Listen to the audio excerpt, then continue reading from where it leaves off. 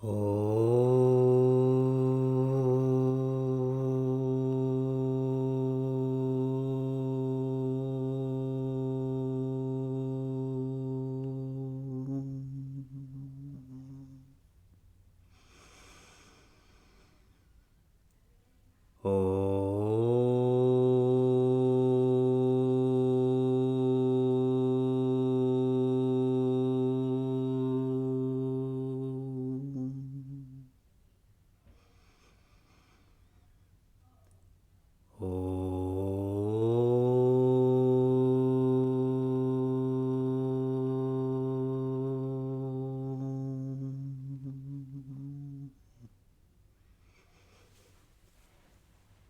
Om Satchidanandarupaya Vishwotpattyadihetave Tapatraya Vinashaya Shri Krishnaya Vayam Numaha.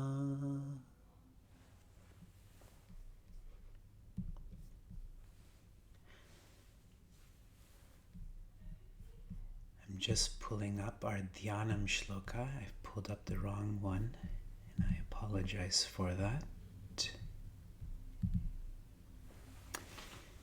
Janmadhyasya yatonvayaditarataschaarteshvabhignaswarat Tene brahmahradaya adikavaye muhyanti yatsurayaha Tejo vari mridam yatha vinimayo yatra trisargo mrisha Dhamna svena sada nirastakuhakam satyam param dhimahi Dharma projita kaitavotra paramo nirmatsaranam satam Vedyam vastavamatra vastu shivadam tapatrayon moolanam Srimad Bhagavate Mahamuni Krite Kim Va Parerishwaraha Sadyo Hridyavarudyate Trakritibihi Shushrushubistakchanat.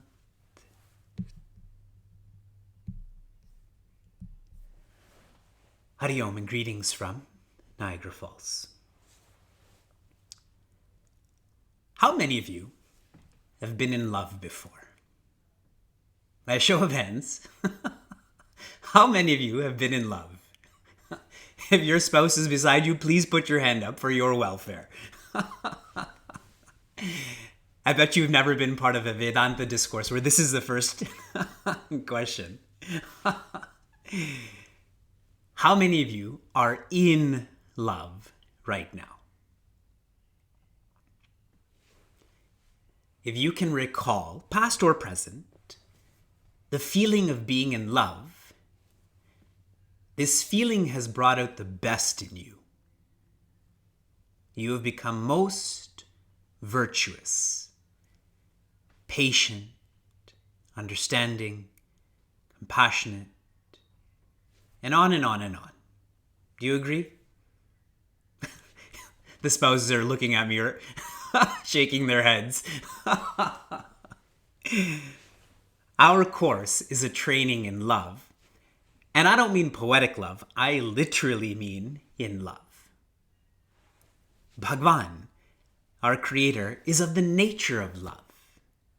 And so we are learning to love love. And imagine what that will do to us, how virtuous we will become. The most generous, the most cheerful, the most dynamic, the most enthusiastic, the most in all of the ways we want to be. We are in an important portion of Srimad Bhagavatam where Bhagwan Narasimha, the human who's like a lion, is sitting on the deceased Hiranyakashipu's throne. And Sri Prahlada is speaking to him. And he's sharing with Bhagwan that he does not feel separate from his father, even though his father is wicked, from all the citizens of his fathers, of his father, his uncle. And that's a difficult idea for us to absorb right now. So one practice we explored was to speak the way you want to be spoken to. We've heard this about treat others the way you want to be treated. But even before my actions come to you, my words do, no? Especially with social distancing. Words come faster, so speak the way you want to be spoken to. And you will feel that separation will be erased, like Sri Prahlada feels. Bhagavan Narasimha is asking Prahlada to ask. And Sri Prahlada says, I'm not a merchant. I'm not a vanik. I'm not here to get. And we explored, how do we become like that? To be generous, you have to be tireless. You have to keep on giving to never be interested in getting. You have to be tireless. If you think of your day when you are most tired, you want people to do for you, correct? This idea of doing for others, that gets erased. And to be tireless, you have to be virtuous. Those who feel the purpose of their life is to be disciplined, integrity, honesty, then they don't have fragmented parts of their day where they practice this. 3 a.m. to 9 a.m., honesty. 9 a.m., dishonesty. That's how our alarms work. It's not like that. I'm virtuous and I'm tirelessly virtuous. And because I'm so happy, I feel this is my nature, I become generous. This is how Sri Prahlada is living. And he tells Bhagavan, please give me the boon that I never ask. What do you want? I'm asking that I never ask. Asuri dharma is complete, the characteristics of someone who is wicked. Daivi dharma is complete, the characteristics of one who is divine. Now Manavi dharma. How are we? 7th skanda, 11th adhyaya, 2nd shloka. Raja Yudhishthira is asking Rishi Narada a question.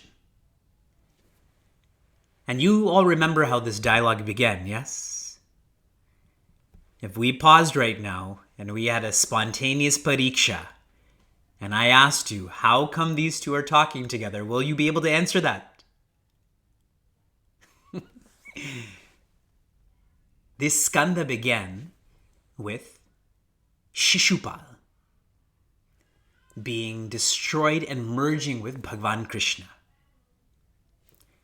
And Raja Yudhishthira is blown away by this, that Shishupal hated Bhagavan Krishna, yet he's one with Bhagavan Krishna. How is that possible? And so this whole section is focusing on one's nature and how your nature comes out, uti. With Shishupal, his nature was to hate Bhagavan Krishna, but whatever you hate, you think about. So this dialogue is continuing in that sabha, in that courtroom. Shloka 2.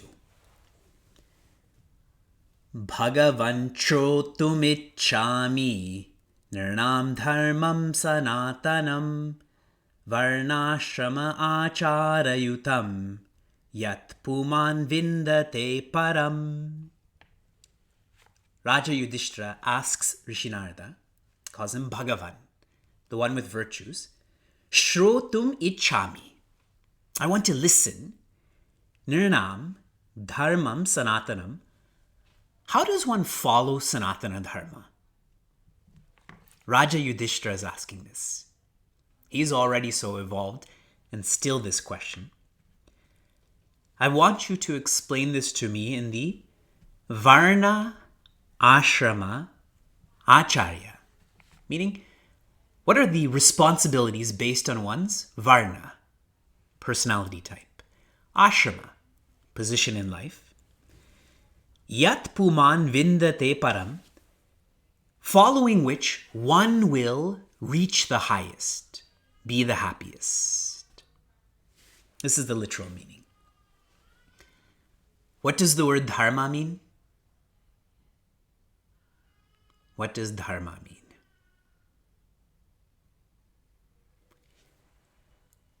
Dharma comes from the base, dra, which means to hold. And many of you have shared in the chat room, your responsibilities hold you together to feel your nature. Dharma comes from dra, which means to hold. In Buddhism, this is known as the Dhammapada. Yes, you've heard that before. The word Dhamma is Dharma. Pada means quarters, like we study quarters. So the teachings of Bhagavan Buddha is known as the Dhammapada. Really, those teachings are Dharma. And Raja Yudhishthira wants to know, how do you follow Dharma? Rishi Narada begins by taking up the Varna. Point to me your Varna. Point it to me. This is your last name. You take out your health card. It's your blood type, your skin color. Your Varna is your blueprint or your personality type. It is the color of a mixture of tamas, rajas, and sattva. Black, red, and white. When you know your Varna, only then can you find and follow a dharma that is best for you. But if you don't know what kind of personality type you have, then you're acting, but how do you know that's the best for you? The best for your growth. Yes? Shuka has a cold right now, so we gave him Tylenol, but that Tylenol is based on his weight. We have to know how much he weighs for us to give him the right amount, correct? If we give him too much because we don't know his weight, that's dangerous then, yes? This is why in Sanatana Dharma, we are always encouraged to engage in swadhyaya. Get to know yourselves. You have to know yourselves somewhat to be able to grow. In Meaningful Mornings, I've been sharing run, which I know you're not doing, but I did also share read and research, correct? That's swadhyaya. Our responsibilities are determined by our blueprint. Wherever you are right now, based on your vasanas, you've been given a specific dharma. And if you follow that dharma, you will reach or rediscover Brahma, which means independence, independent joy. And the analogy given in Srimad Bhagavatam is, if you continuously plow a field and then cultivate it, and then plow it again, and then cultivate it again, what eventually will happen to that field? Are any of you farmers? Exactly. Eventually, as is shared in the chat room, that field will become infertile. You've taken all you could from that field and it will not grow anything for a long time. Yes? Till it's rejuvenated. When you know yourself and accordingly follow your dharma, you no longer grow vasanas. You no longer get caught up. You no longer feel stress, anxiety. Matters become focused. Matters become straightforward. Remember that example. And so the really practical message from all of this is, drop your ego in reference to your responsibilities.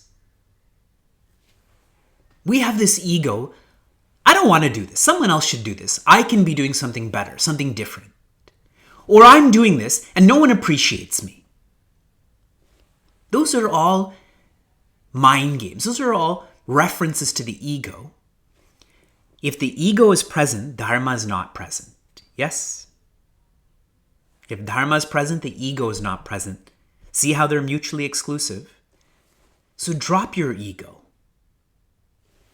If you ever feel less cheerful, engaged in your responsibilities, it's because your ego is dominating, not dharma.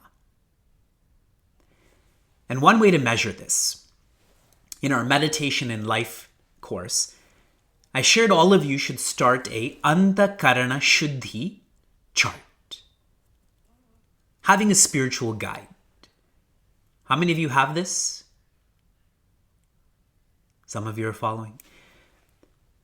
The Dharma guide you should perhaps start is have 4 broad categories of your life. We'll call 1 happiness, 1 health, 1 home, and 1 honorarium. 4 H's. This is what I spoke about in the first happiness series. And at the end of the day, you put a check mark or an X if you engaged in your dharma towards happiness, towards your own health, your own home. Home means all of the relationships in your life. Honorarium means your professional work. If you can see that you are or are not following dharma, you can make that change. But if you don't see it, you will think that you're evolving, but you're not. So Varna is described, now ashrama. Here's our next shloka. 13th chapter, 34th verse. This is Rishi Dattatreya, who's speaking to Sri Prahlada. And a lot of you know what's going to be shared here. Again, chapter 13, verse 34. Madhukaram aha sarpau lokesminno gurutamau vairagyam paritosham cha prapta yachikshaya vayam. Rishi Dattatreya tells Sri Prahlada, a bee and a snake. In the world, these are my 2 gurus. A bee and a snake. What have I learned from the bee? Vairagya, which means independence. What have I learned from the snake? Paritosha, which is contentment. Prapta yachikshayavayam. I have learned from them, and from them I have found happiness. I have found peace. Okay, let's create the stage for this. Bhagavan Narasimha has merged back into existence. Sri Prahlada is now the Raja Prahlada. And one day, he and his advisors went into the country to find out what people are doing, what people are struggling with. And in their travels, they saw, and the actual description I'm sharing, is a fat, dirty man just lying down in their path. And those advisors were taken aback by this. Was this fat, dirty man just lying down there? Sri Prahlada, or Raja Prahlada, comes off of his horse and fully prostrates, his head touching that fat, dirty man's feet. And that being sits up, and Sri Prahlada, Raja Prahlada says, you are fat. And remember, he's saying this in a most loving way. Yesterday, Vyasa was looking at my face. And then he was looking down, and then he was looking at my stomach. And he said, there's a baby inside. See, if any of you said there's a baby inside, that would be most offensive, no? your poetic way of saying I'm overweight. But he didn't mean that with any malice, correct? He's seen Sheila with a baby inside, so he thinks I have a baby inside too. How can you be mad at that? So Raja Prahlada says, you are fat. And you're fat because fat people tend to indulge. And they indulge because they have money. And they have money because they work, but I know you don't work. Which means you don't have money, which means you don't indulge. So how is it that you're fat? And Rishi Dattatreya begins sharing the characteristics of different ashramas. His focus is on the sannyasa ashrama, but I'm going to share other ashramas before we get there. So we'll start with the brahmachari ashrama, the stage in life when you are a student. In the chat room, until what age are you a student? Tell me technically, don't say we're all students for our whole life. 14. 24. One is a student until they're 24. The two characteristics of a student, of a brahmachari, is humility and simplicity. Humility and simplicity.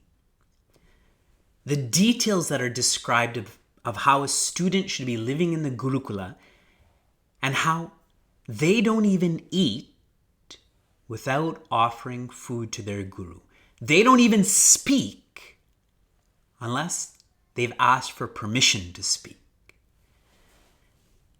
Your kids and grandkids that are students, are they like that? Dinner's done whether you've eaten or not. Who cares? Yes. Humility and simplicity. The way that their body is described, to be unconcerned with not the health of the body, but the appearance of the body. Their hair, their skin, their clothes. I observe 4 and 5-year-olds now that feel that they're fashionable, which means others are not fashionable then, right? In social media, there's such an infatuation with likes and dislikes. TikTok. This idea of being a student has changed a lot. But try to remember this. If you poetically still feel you're a student, then humility and simplicity. Next that is shared is the Vanaprastha Ashrama. In Bhagavatam, next is Vanaprastha Ashrama, which is the time when you retire. How old are you when you retire? The practical answer is never, because everyone works till they die, but the technical answer is 60. 60 is when you are to practice retirement. And here are the two characteristics, two practices. Number 1, minimalism. Minimalism.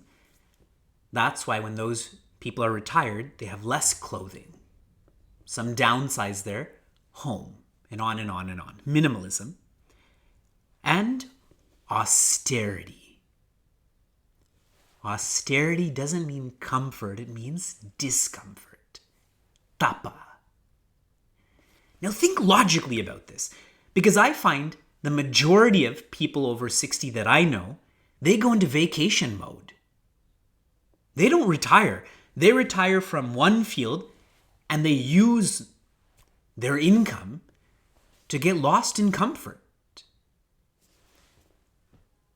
Someone who's 60 is probably closer to dying than someone who's 16. Logically, do you agree? Just logically. Now, one of the most painful experiences that we will face is leading up to death.